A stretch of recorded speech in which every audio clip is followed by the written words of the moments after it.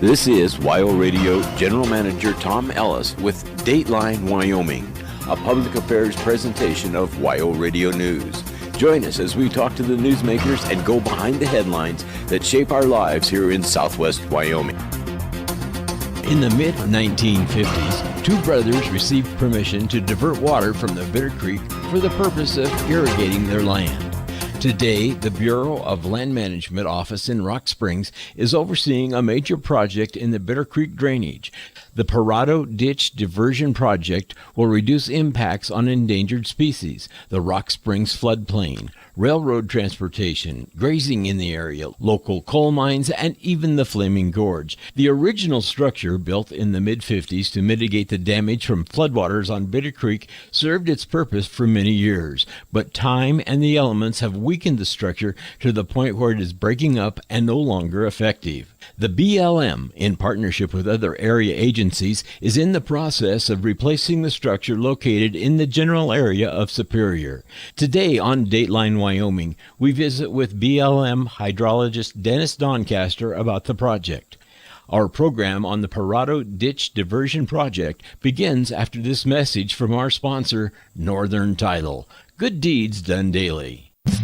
Remember when your word and a handshake sealed the deal? Those were the days.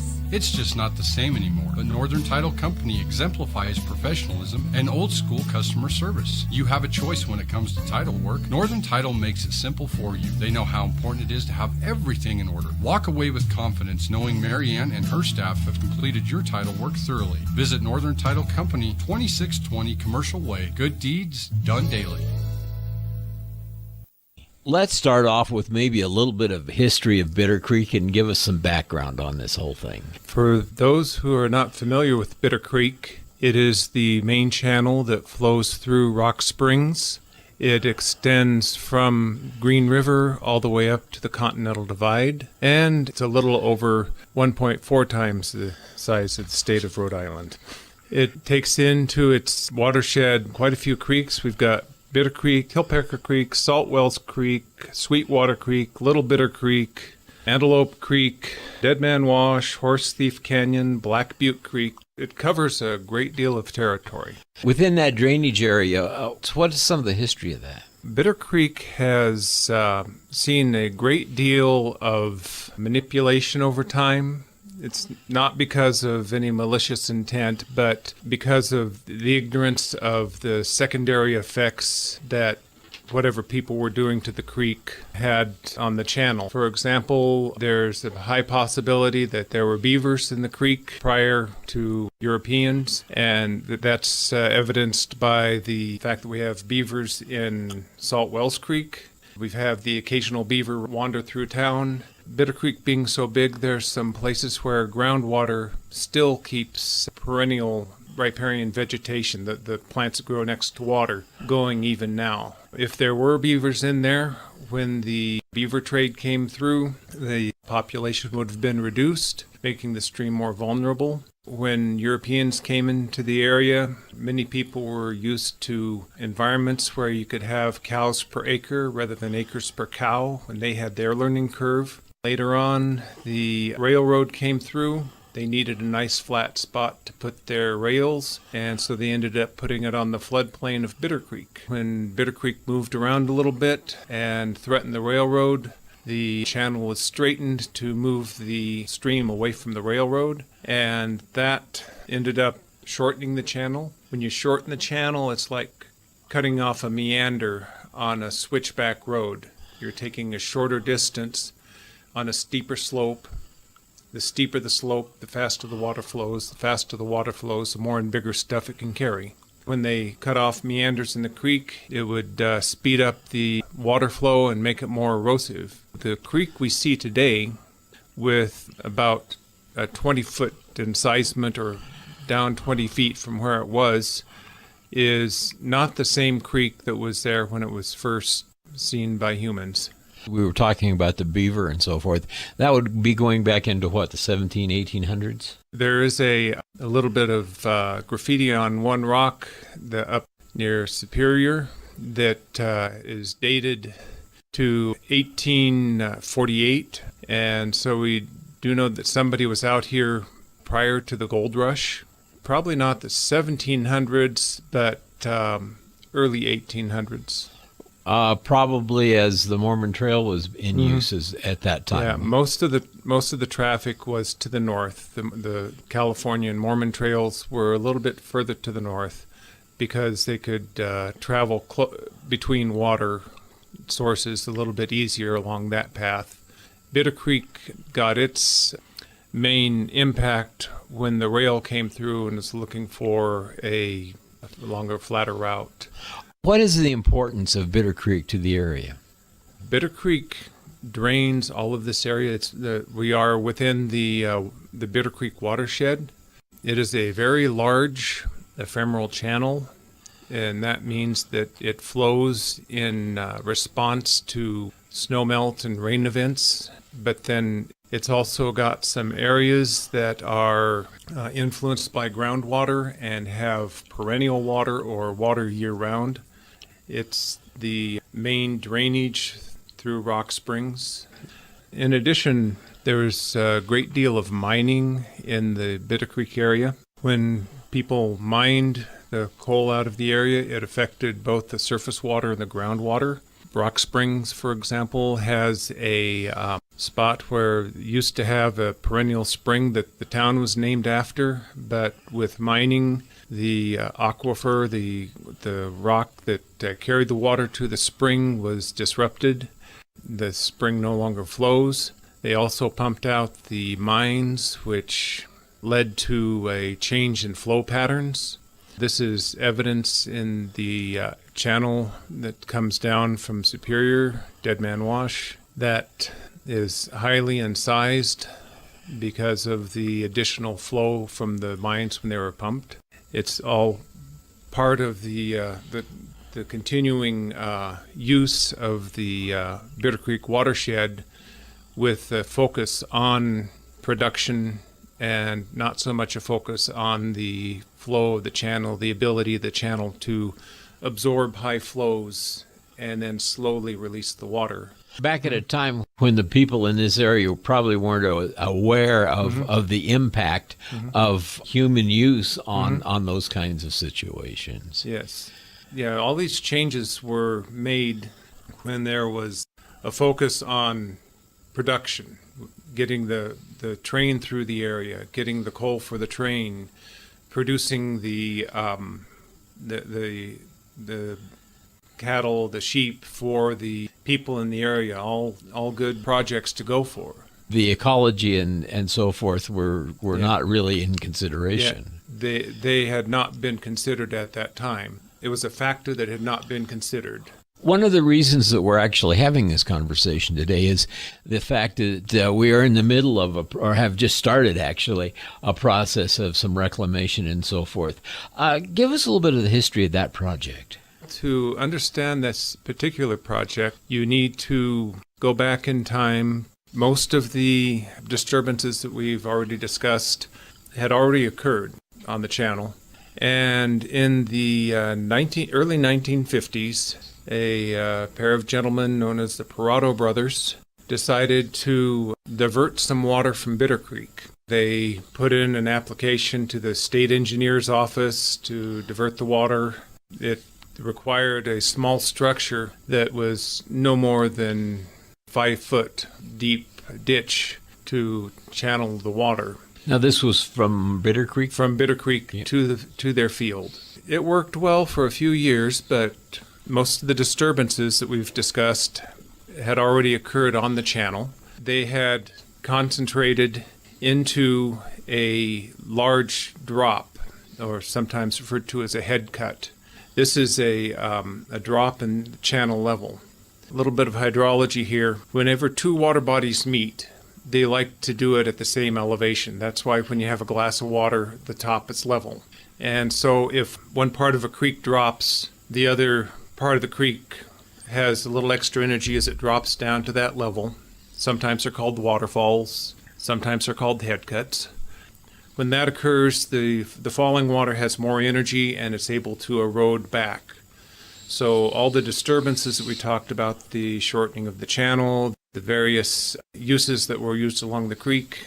That had already occurred, and so there was a disturbance working its way up. When the Pierotto brothers put their diversion in, they put it above the disturbance, and this head cut of this disturbance was working its way up to their diversion. Sometime between the 1950s and the mid-1960s, the disturbance reached the diversion site, and they were no longer able to divert water to their fields. The diversion point was moved upstream. From what I've been able to tell from air photos, there was a small structure put in place, but that too was not sufficient. In the mid-1970s, there was a large cement pad that was put in place. It was reinforced with remesh, which is the 6-inch squares of wire. When they were putting it in, there were some curious cows nearby, and they ended up stepping on some of the cement as it was drying, so it would have been a rather lively time when they were putting it in. That structure lasted from the 70s until this day. In the early 1990s, it was noticed that there was water going underneath the structure, cracks in the cement. It was slowly failing. When a piece of cement would fall off the rock underneath, it would erode away, and you'd ended up with a very sharp face on this erosive feature. It held through quite a few high flows, but in the long term it was failing. During the long-term process of getting everybody in agreement that this was something that needed to be addressed, the structure continued to fail. Earlier this year, we reached a point where everything was in place, and we have begun construction of a new feature, which is going to be a large rock pile with grout and sheet pile, which is large pieces of steel that are put into place to help hold the whole structure in place. This 20-foot drop, this 20-foot head cut, will be directed over this rock structure and hopefully hold it for a long period of time. Dateline continues after this message from Northern Title. We will discuss the long-term benefits of the Pierotto Ditch Diversion Project. When you buy or sell a house or property, you have a choice in real estate agents. When you're ready to close on that real estate transaction, you also have a choice in your closing company. Northern Title has been servicing Sweetwater County for many years. Their experience can make your closing time quick and hassle-free. So tell your real estate agent your choice at closing time is Northern Title, 2620 Commercial Way, Rock Springs. Good deeds done daily. Northern Title. We now continue with Dateline Wyoming, sponsored by Northern Title. What are going to be the long-term benefits of this whole thing? Some of the benefits will be retention of the sediment and salt that's upstream of this structure. We are in the Colorado River Basin, and we have a treaty with Mexico that says we will provide them with so much water of such and such a quality. It's much easier to keep the salt and sediment in place in the soil. If we erode the soil, then we're releasing all the salt and sediment and have extra salt going down the river to Mexico. This also affects the other water sources that draw from the river downstream from the site. We're also maintaining groundwater levels above the structure. This might seem like a minor thing, but all the reclamation in the coal mines, which are upstream of this drop, are tied to the level of the creek channel. If the creek channel drops, then all the reclamation in the mines will have to be protected. Can you give us an idea for those of us who are geographically challenged, just where is this structure at and where is it in relation to Rock Springs? The Pierotto diversion structure is about 13 miles east of Rock Springs. It's a little bit this side of the Superior turnoff. If you're driving out there now, you will most likely see the heavy equipment working on the site, so you can see it from the highway. It's close to the Overland Trail, so there are some archaeological concerns with it as well. Okay. It's just a little bit to the west of the Superior Road. And what is the cost of the project? We have a group of agencies that are contributing to the process. The BLM, through the Wyoming Landscape Conservation Initiative, has contributed about $200,000. We've got Sweetwater County, the local landowners, Wyoming Game and Fish, Anadarko, and also Desert Fish Habitat Partnership. They've all contributed various amounts. If you take it all into consideration for the surveys, the structure, and so forth, it's a sizable amount, but it's less than it would be if we do nothing. If we do nothing, what are the consequences? If we do nothing, the drop in the channel continues on up. It's a short distance from a location where the channel gets close to the railroad and the freeway. Once the drop goes by, the sides of the channel erode back and it's much wider. We have a potential threat to the Transcontinental Railroad and to I-80. We have a threat, the reclamation in the coal mines. There's additional salt and sediment provided to the Colorado River system, which has an international treaty with Mexico to guarantee a certain quality of water and certain quantity. So there are wide-ranging implications Yes. for the whole project. How long should it take to finish? We are hoping that the construction will be over by the end of November. We have had some minor setbacks due to the weather.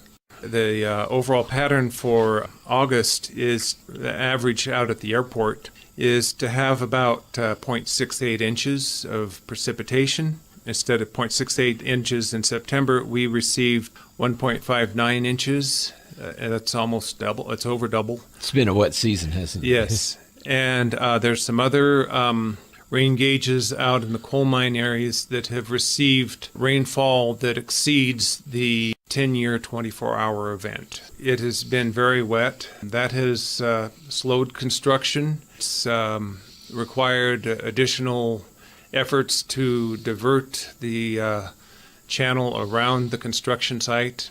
There's 830 square miles above the construction site that drain through it. So it's been a rather interesting time, but at the moment, the latest information I have from the site is that everything is holding and we're working towards finishing it. Are there other issues with the Bitter Creek drainage that you're looking at? One that I'm not directly involved with is the effort that Rock Springs has to deal with flooding through town. Their efforts are focused mainly on accelerating the flow through town and moving the area of the floodplain out from where people are living. That has, again, advantages, but it also has some issues with the process of dealing with the accelerated flow of water and maintaining it over a long time. In the long run, if we are dealing with the creek as a whole, that process will be incorporated into the entire look at Bitter Creek. Upstream, there is an area called Big Pond. It's an area in the checkerboard land pattern with lots of various owners. It's a former reservoir that was used by the railroad to gather water that was fresher than the wells and supply the rail engines, because the well water in the area would had contaminants and deposits in it that would affect the boilers and so forth. Yes. With the advent of diesel, Big Pond was no longer needed. The pond has filled in and the dam has washed out. And so there's a source of sediment and salt there as well. When the drop structure is addressed, the next step will most likely be getting everybody up in the Big Pond area to allow gathering information from that area, get a survey, and then make a determination of what needs to be done in that area. Because the drop structure is actually going to affect everything upstream. Yes.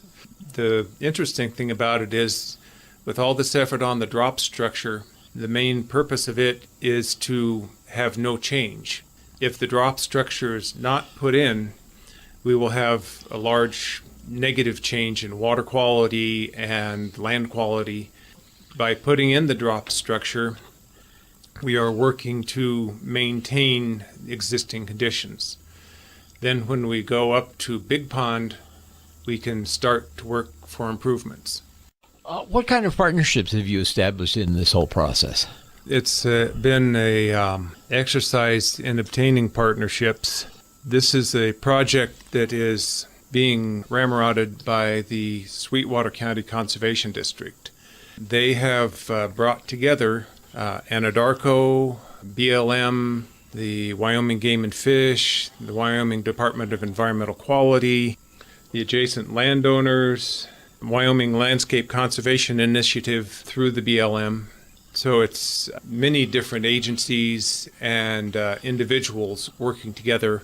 Also, the both Black Butte and Bridger coal mines are helping out with this as well. Obviously, it's really a fairly complex problem and project that we're talking about. If our listeners are interested in getting more information, where can they find that? More information can be obtained through the Sweetwater County Conservation District and through the Bureau of Land Management. Is there a website? The Sweetwater County Conservation District has their projects listed on the website. If there was one thing that you would like our listeners to know about this project, what would that be? We have a group of people that are working to maintain the condition of Bitter Creek and in long-term improve the conditions along the channel, and that by keeping water on the land longer, we can improve it, and that's what we're working for. It all starts and ends with water, does it not? Yes, it does. Any final thoughts on the project? It's been a long time in preparation, and it's good to see work going now. It's had a few hiccups along the way, but we've moved forward. Dennis Doncaster, a hydrologist with the BLM locally. Dennis, thanks for coming in today. Oh, you're welcome. Northern Title Company knows that most of us don't like paying capital gains tax every time we buy or sell property. We want to keep what we've worked so hard to acquire, but we may not know how or where to find the answers we need. That's why using Northern Title, an experienced and qualified title company, is the answer. Stop in today at 2620 Commercial Way in Rock Springs. Northern Title Company. Good deeds done daily.